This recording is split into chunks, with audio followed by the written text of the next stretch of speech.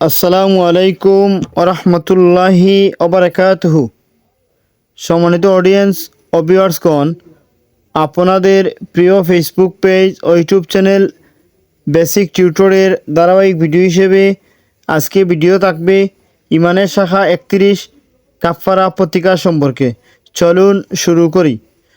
প্রিয় ভিউয়ার্সগণ, আজকের ভিডিও থাকছে ইমানের 77 শাখার 31তম শাখা কাফফারা প্রতিকার।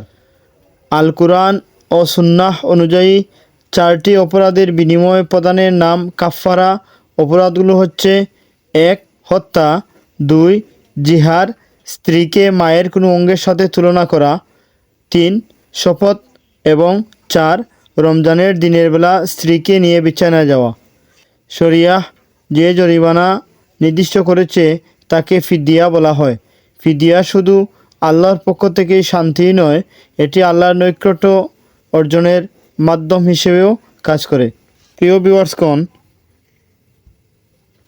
ইমানের 31তম শাখা কাফফারা প্রতিকারের ভিডিওতে যা আমরা জানলাম, আল্লাহ রাব্বুল আলামিন আমাদের ব্যক্তি জীবনে, আন্তর্জাতিক জীবনে, সমাজ জীবনে এগুলো মানার এবং বুঝে চলার তৌফিক দান করুন।